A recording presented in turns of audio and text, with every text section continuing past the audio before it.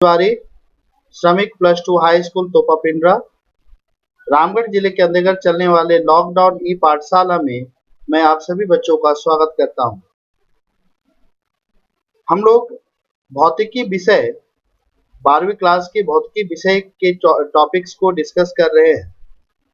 इसी के अंतर्गत मैं आज मैग्नेटिक इफेक्ट ऑफ करंट में बायट-सावर्ट लॉ के आगे के टॉपिक को डिस्कस करूंगा, जो बायट-सावर्ट लॉ के एप्लीकेशंस पे है।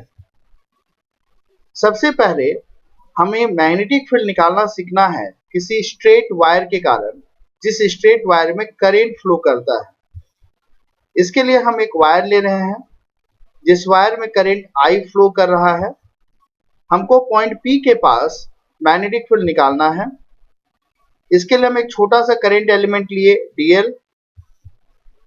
dl के सेंटर से ऑब्जर्वेशन पॉइंट P तक की दूरी r वेक्टर है, और अगर परपेंडिकुलर डिस्टेंस देखते हैं वायर से, तो वो परपेंडिकुलर डिस्टेंस a है, एंगल 90 डिग्री हो रहा है।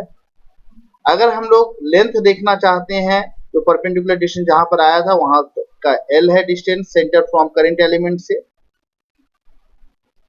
करंट एलिमेंट और पोजीशन वेक्टर के बीच का एंगल थीटा है, और जो एंगल ऑब्जर्वेशन पॉइंट के पास बन रहा है, ये एंगल फाई बन रहा है।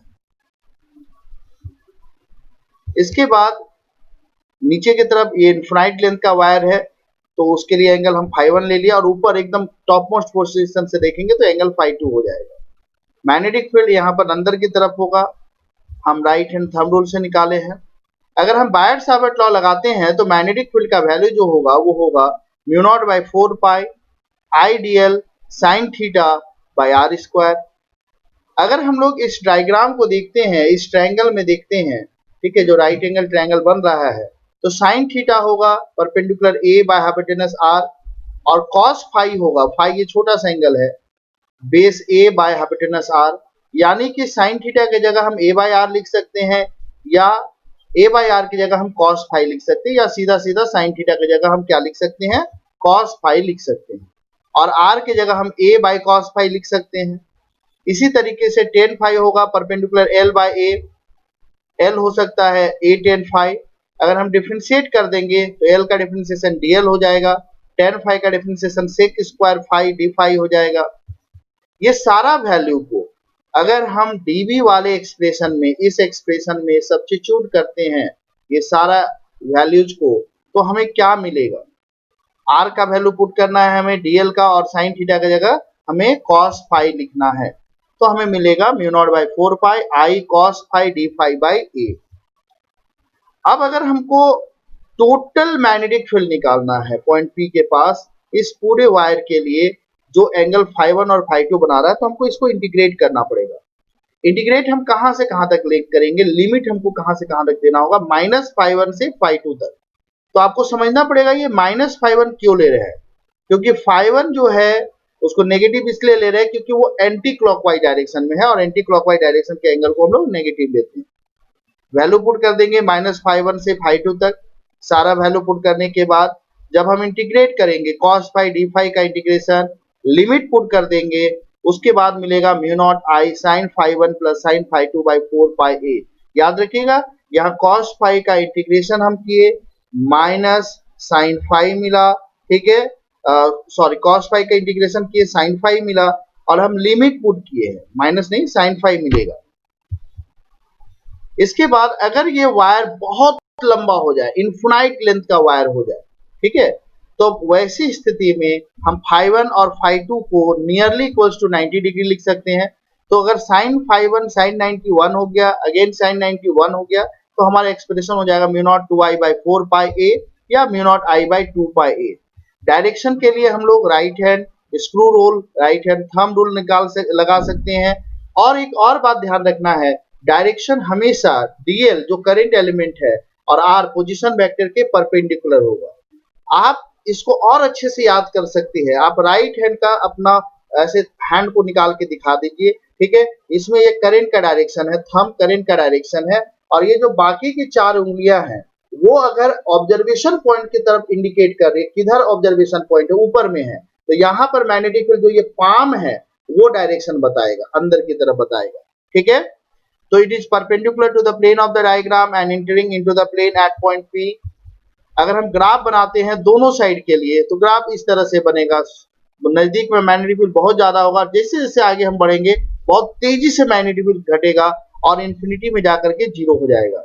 मैग्नेटिक फील्ड लाइंस अगर हम देखना चाहते हैं किसी वायर के कारण, करंट कैरिंग स्ट्रेट वायर के कारण, तो वो राइट हैंड थंब रूल से निकालेंगे तो वो गोल गोल आपका बनता चला जाएगा, जिस तरह से आप देख रहे होंगे।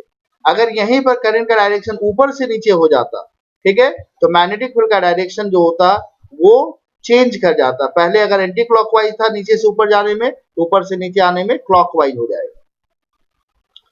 अब हम लोग एम्पियर बायट-सावर्त लॉ के ही अगले टॉपिक, अगले एप्लीकेशन की तरफ बढ़ेंगे, जो कि बहुत इंपॉर्टेंट एप्लीकेशन है, magnetic field due to a circular loop carrying current. एक सर्कुलर लूप है जिसमें करंट कैरी हो रहा है, उसके कारण हम देखेंगे। इसके एक्सियल लाइन के किसी पॉइंट पर, तो एक सर्कुलर लूप लिए, ये 3 डायमेंशनल पिक्चर है, रेडियस ए लिए हुए है, करंट आई फ्लो कर रहा है सेंटर ओ के पास में। ऑब्जर्वेशन पॉइंट मेरा पी है जो कि एक्सिस में, किसके एक्सिस में है? The axis which is passing through the centre of the circular loop. X distance में हमको मैग्नेटिक फील्ड निकालना है। मैग्नेटिक फील्ड यहाँ पर जो होगा वो रेडियली नहीं होगा, टेंजेंशियली आउटवर्ड होगा। हम लोग स्मॉल एलिमेंट लिए डीएल, टेंजेंशियली आउटवर्ड हम लोग मैग्नेटिक फील्ड को ले रहे हैं। ठीक है, इसका जस्ट ऑपोजिट नीचे देखेंगे तो उसके कारण भी मैग्नेटिक फील्ड आएगा। एंगल्स हम लोग लिख देंगे, रिजॉल्व करेंगे, डीबी कॉस फाई क्या होगा? कैंसिल होते जाएगा।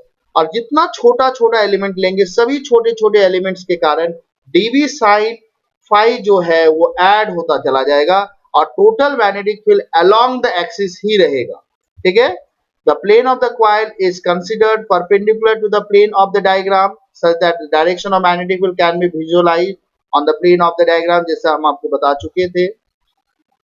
Eight C and D element xy and x dash y dash are considered such that current at C emerges out and at D enters into the plane of the diagram. अब अगर हम लोग dB देखेंगे, mu naught I d l sine theta by 4 pi r square आ रहा है, तो theta का वैल्यू यहाँ 90 डिग्री होगा, वैल्यू पुट कर देंगे। इसके बाद जब हम लोग देख रहे हैं कि कॉस वाला टर्म कैंसिल होते जा रहा है, सिर्फ कौन सा टर्म ऐड हो रहा है? साइन वाला टर्म ऐड हो रहा है। तो डीवी साइन यहाँ पर जो फाई था उसका हम लोग इंटीग्रेशन करेंगे टोटल मैग्नेटिक फील्ड के लिए। तब जब इंटीग्रेट करेंगे पूरे लूप के लिए, ठीक है, साइन फाई का वैल्यू भी पुट कर देंगे। साइन फाई कितना होगा? परपेंडिकुलर उसका radius a by hypotenuse r. तब इंटीग्रेट करेंगे हम लोग डीएल का, तो डीएल का इंटीग्रेशन 2 पाई ए आएगा, वैल्यू पुट करेंगे, हमको mu naught I a square by 2 A square plus x square का पावर 3/2 हुआ। अगर n टर्न्स है, n टर्न्स है करंट का, ठीक है, करंट n बार घूम रहा है, वायर वहां n टर्न्स है, लूप के जगह वो क्वाइल हो गया, तो इसी फॉर्मूला में हम लोग n से मल्टीप्लाई कर देंगे क्योंकि मैग्नेटिक फील्ड का स्ट्रेंथ n टाइम्स बढ़ जाएगा। ठीक है, यहाँ पर हम लोग dB को रिजॉल्व किए। ध्यान रखिएगा dB जो है यहाँ पर रेडियली नहीं है, टेंजेंशियली है, क्योंकि मैग्नेटिक फील्ड जो आर वेक्टर और डीएल वेक्टर के परपेंडिकुलर होता है, ये बात ध्यान रखिएगा। इसलिए यहाँ पर प्लेन में नहीं दिख पाता है अच्छे से, प्लेन के परपेंडिकुलर बाहर की तरफ रेडियली नहीं निकलता है, टेंजेंशियली निकलता है। ये सारा वैल्यू हम लोग पुट करके देख लेंगे, हमको ये वैल्यू मिला है सॉल्व करने के बाद में। स्पेशल केस अगर हम लोग सेंटर पे देखना चाहते हैं, सेंटर पे देखना चाहते हैं तो x का वैल्यू हम 0 कर देंगे, तो magnetic field mu naught I by 2a हो जाएगा। अगर किसी सेमी सर्कल के कारण देखेंगे तो इसका भी आधा हो जाएगा, तो mu naught I by 4a हो जाएगा। अगर बहुत ज्यादा डिस्टेंस में देख रहे हैं तो a स्क्वायर को हम नेग्लेक्ट करेंगे। कौन से a स्क्वायर को नेग्लेक्ट करेंगे? जो हमारे डिनोमिनेटर में था। तो हमारा फाइनल आंसर आएगा mu naught I a square by 2x³। ठीक है, इस तरह से आ गया आपका diagram. Different values of direction of current and magnetic field due to circular loop of the coil. ठीक है, ये आपको देखना है अगर हम लोग मैग्नेटिक फील्ड का डायरेक्शन देखना चाहते हैं। देखिएगा ध्यान से, इधर से करंट जो है नीचे से ऊपर जा रहा है तो मैग्नेटिक फील्ड इस तरह से गोल गोल है, और अगर ऊपर से नीचे आ रहा है तो मैग्नेटिक फील्ड इधर ऐसे गोल गोल हो रहा है। ठीक है, इस तरह से बनता है डायग्राम। तो ये आप लोग ग्राफ वगैरह डायग्राम वगैरह को अच्छे से देख लेंगे और ध्यानपूर्वक एक बार नहीं 2 बार इसको कम से कम वीडियो को आप एक बार देखें अच्छे से, ठीक है, और समझने की कोशिश करें। धन्यवाद।